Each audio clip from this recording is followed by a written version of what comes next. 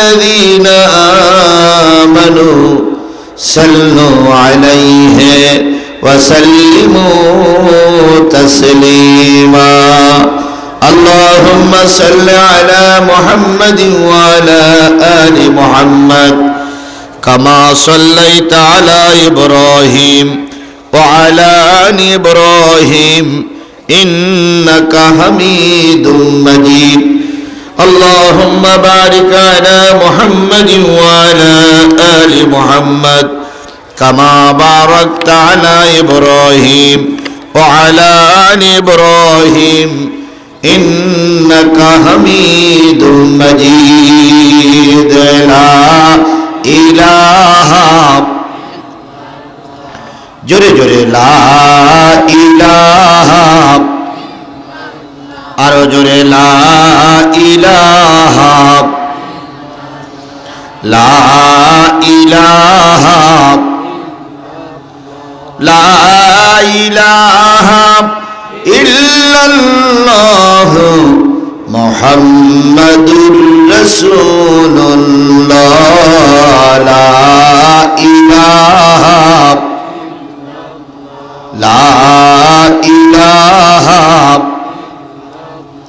লা ইলাহা ইল্লাল্লাহ মুহাম্মাদুর রাসূলুল্লাহ।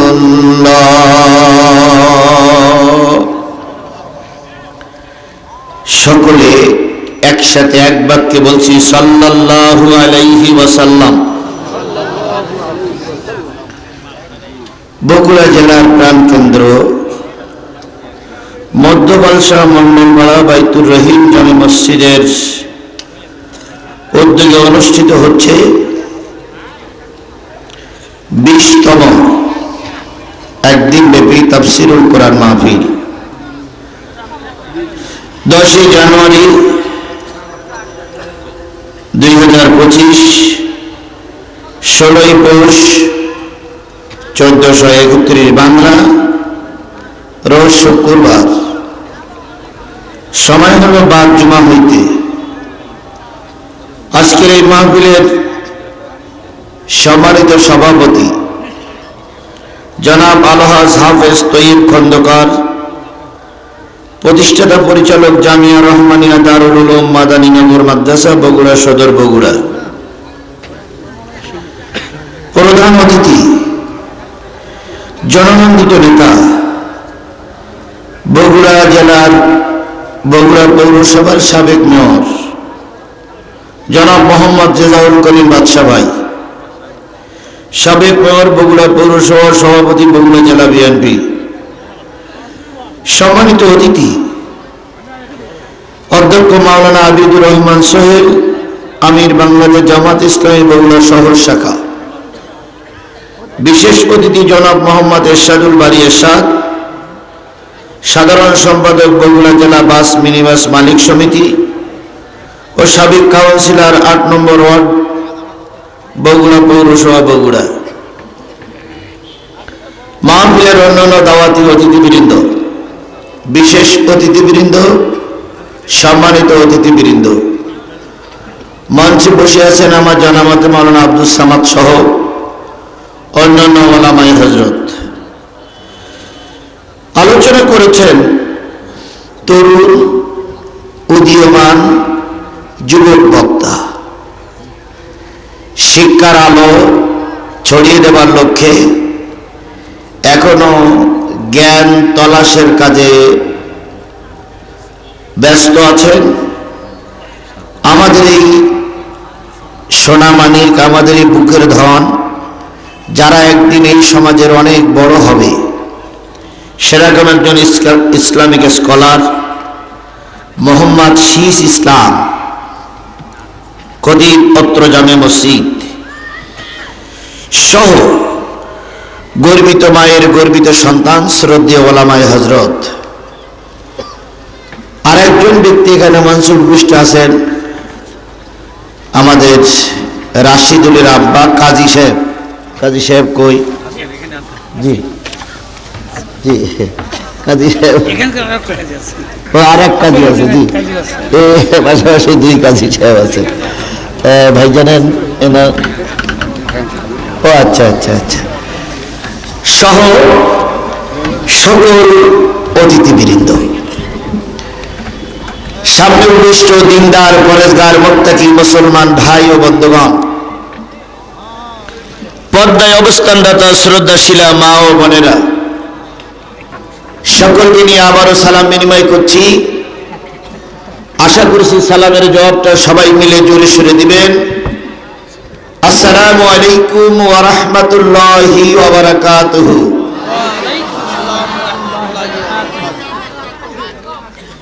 আল্লাহ পাকের দরবারে কোটি কোটি শুকরিয়া,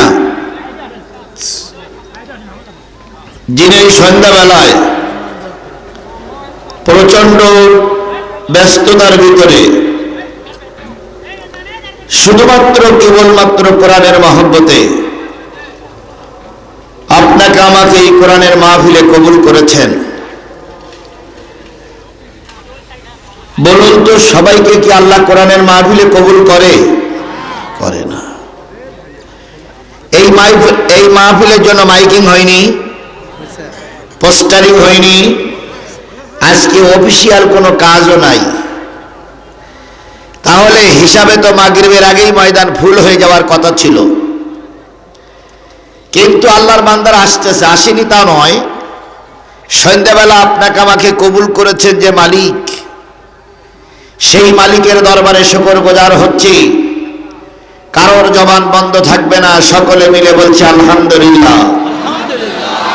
আরেকটু জোরে বলুন তো আলহামদুলিল্লাহ।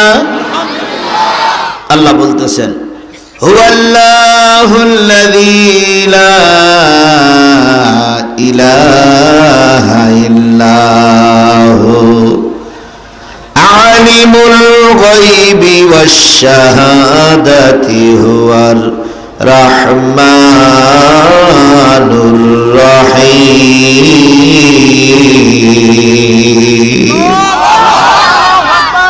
তিনি সেই আল্লাহ, তিনি সেই রহমান, তিনি সেই আল্লাহ, যে আল্লাহ ছাড়া কোনো ইলাহা নাই, হুকুমদাতা নাই।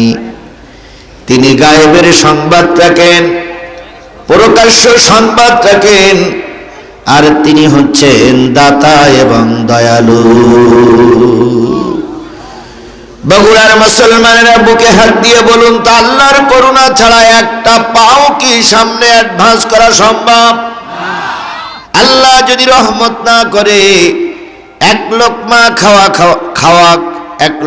খাওয়া গ্রহণ করা সম্ভব নয়। আল্লাহ যদি রহমত না করে এখান থেকে বাড়ি ফিরে যাওয়া সম্ভব নয়। আল্লাহ বড়ই করুণা করেছেন, দয়া করেছেন, রোগ ব্যাধি বালা মুসিবত থেকে মুক্ত করে কোরআনের মাহফিলে এসে বসার তৌফিক দান করলেন।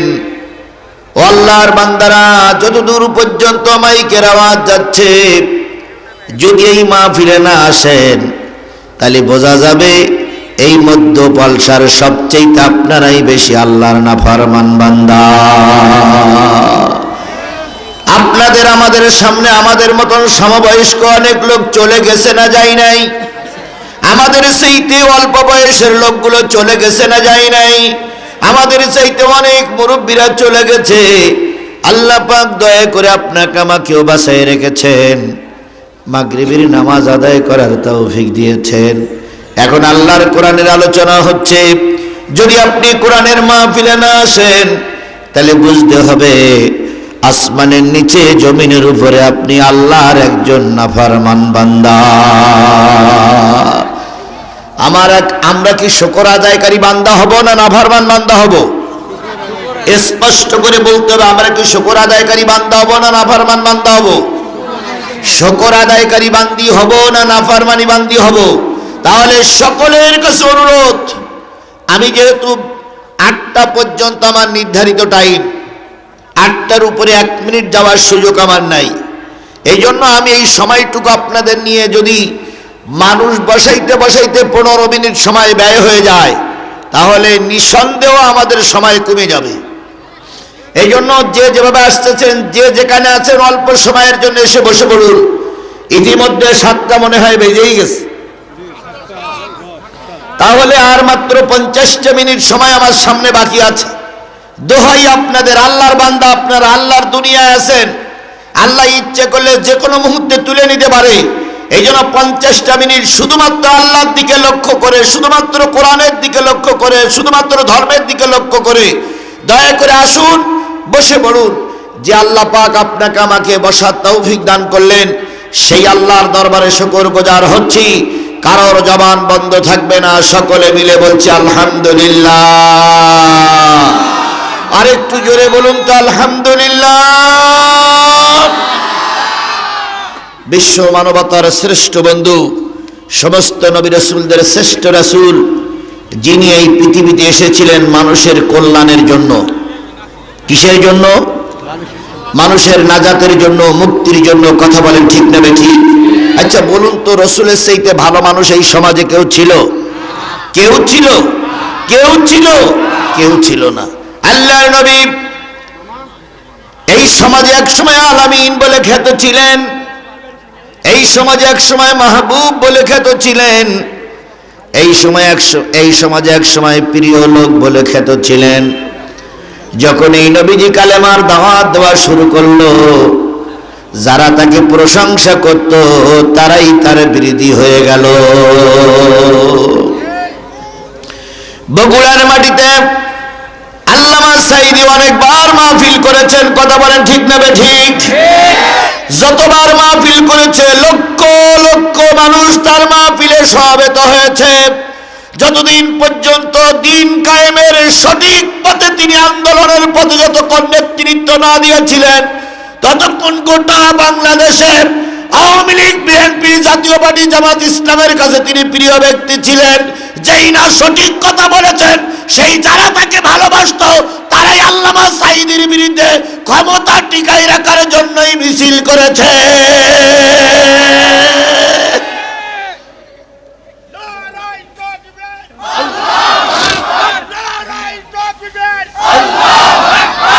তাহলে বোঝা গেল, হক কথা বললে কিছু মানুষের কাছে কিছু মানুষ খারাপ হয়ে যায়। কথা বলেন ঠিক না বেঠিক?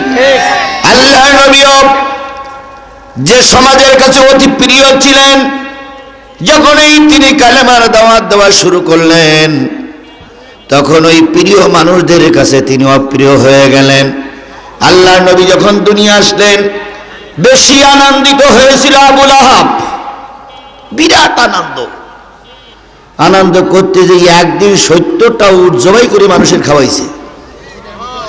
আচ্ছা 70টা উট জবাই করাকে খেলা কথা মনে করলেন আপনি? যদি এখন 70টাকে গরু জবাই করে, উটের দাম বেশি না গরুর দাম বেশি? 70টা উট জবাই করলেন। কাবা ঘরের ভিতরে যে কাপড় খুলে নাচলেন। জনগণ জিজ্ঞেস করলে এত নাচানাচি কেন?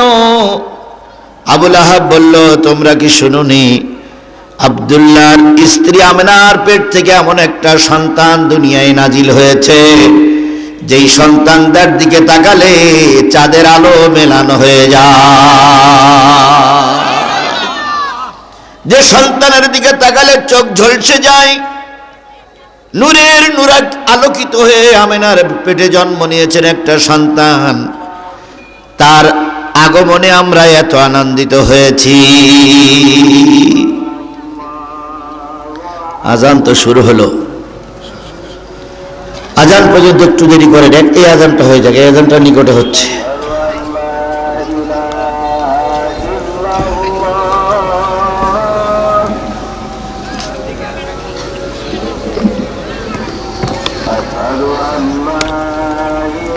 টেনশনের দরকার নাই, এখানেই মাহফিলের পরে আজান হবে, আজানের পরে এখানেই জামাত হবে ইনশাআল্লাহ। আপনারা নামাজ পড়বেন, আমরাও তো নামাজ পড়বো নাকি? যদি মাহফিল দিয়ে নামাজই না পড়া হয় তো মাহফিল দিয়ে লাভ আছে? সুতরাং যে যেখানে আছেন বসুন। আমি আমার সময় ছিল লা ইলাহা ইল্লাল্লাহ মানে দেশের পরিবর্তন, লা ইলাহা ইল্লাল্লাহ মানে আমাদের ক্ষমতা, আমাদের নেতৃত্ব কিছুই থাকবে না, ইসলামপন্থীরাই সরকার গঠন করবে। এটাও কি এই সমাজের লোক বোঝে না? বোঝে বলেই ইসলামপন্থীদেরকে কেউ কেউ মেনে নিতে পারে না। আল্লাহর নবী যখন কালেমার দাওয়াত দেওয়া শুরু করলেন, কিছু কিছু সময় তারা নীরব থাকলো। কয়টা আজান, চারিদিক থেকে আজান, এক সময় যদি হয় তাও তো, হ্যাঁ এক সময় যদি হয় তাহলে তো হয়, কিন্তু দেখেন একটা থেমে গেছে আরেকটা দিচ্ছে, আরেকটা থেমে গেছে আরেকটা দিচ্ছে, আরেকটা থেমে গেছে আরেকটা দিচ্ছে। বন্ধুগণ, নবী সাল্লাল্লাহু আলাইহি সাল্লাম কালেমার দাওয়াত দেওয়া শুরু করলেন। এই কালেমার দাওয়াত দেওয়া শুরু করার পর আবু জেহেল বাহিনী প্রথম লোভ দেখালো, ভাতিজা আমাদের এই সমাজে আর ঝামেলা করে না, আমরা শান্তিতেই আছি, কালেমার দাওয়াত দিও না। আমরা বুঝতেছি এই কালেমায় আমাদের ক্ষমতা নড়বড়ি করে ফেলবে, এই কালেমাই আমাদেরকে ধ্বংস করবে, সুতরাং কালেমা বন্ধ করো। নবীজি কি ওদের কথা শুনে কালেমা বন্ধ করেছিলেন? জোরে বলেন, বন্ধ করেছিলেন। আজকেও হুমকি ধামকি দেওয়া লোক আমাদের সমাজে আছে না নাই? জোরে বলেন, আছে না নাই? এই বগুড়াতেই ছিল, এই বগুড়াতেই ছিল যারা আমাদেরকে অনেক হুমকি দিয়ে বলেছিলেন হুজুর এই জাতীয় ওয়াজ করা যাবে না। তারা বলেছিলেন এই জাতীয় ওয়াজ করলে বগুড়ায় ঢোকা যাবে না। এখন জিহাদি ঠিকই বগুড়ায় ঢুকেছে, কিন্তু আপনাদের দেখা যাচ্ছে না। কি তারা কি আছে?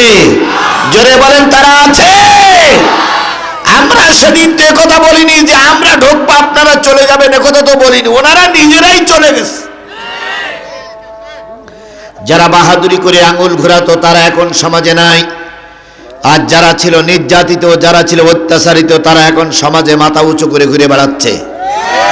বাংলাদেশ জাতীয়তাবাদী দল বিএনপি, বাংলাদেশ জামাত ইসলামীকে এই দেশে মাথা উঁচু করতে দাঁড়াতে দেওয়া হবে না বলে অনেক মামলা দেওয়া হলো, অনেক রিমান্ডে নেওয়া হলো, অনেককে ক্রস ফায়ারের নাম করে মৃত্যুর কোলে ঢেলে দেওয়া হলো।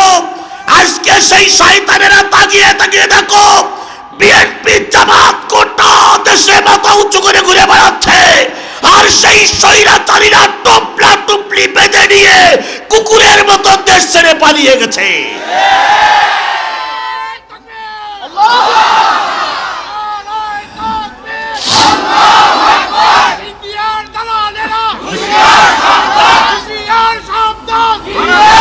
আমার ভাইরা, এ খেলা কার? আরো জোরে বলেন, এ খেলা কার? সেই আল্লাহ এখনো আছে তো? বিশ্বাস হয় আপনাদের?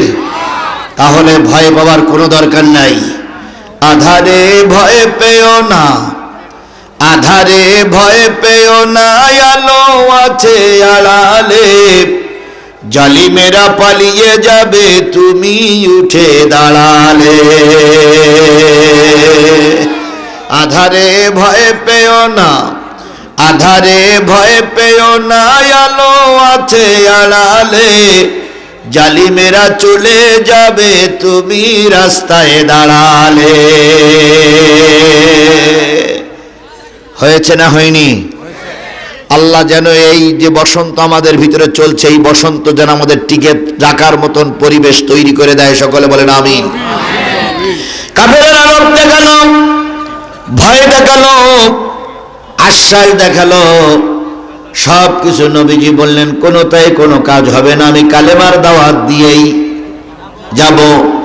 এবার কাফেররা অত্যাচারের মাত্রা বাড়ানোর পরিকল্পনা করলো। সেই সময় ওদের দেশে একটা সংসদ ছিল, সেই সংসদটার নাম হলো দারুন নাদওয়া। কি সংসদ? এই দারুন নাদওয়ায় মিটিং হলো। ওরা জোট ছিল 12 দলীয় জোট, 12 দলের নেতাদের সমন্বয়ে 40 জন এমপি ছিল তৎকালীন সময়ে। 12 দলীয় সমন্বয়ের জোট 40 জন এমপির মাধ্যমে ওরা মক্কায় ক্ষমতা পরিচালনা করত। তাহলে সেই সময় জোট ছিল কয় দল? এখন এই 14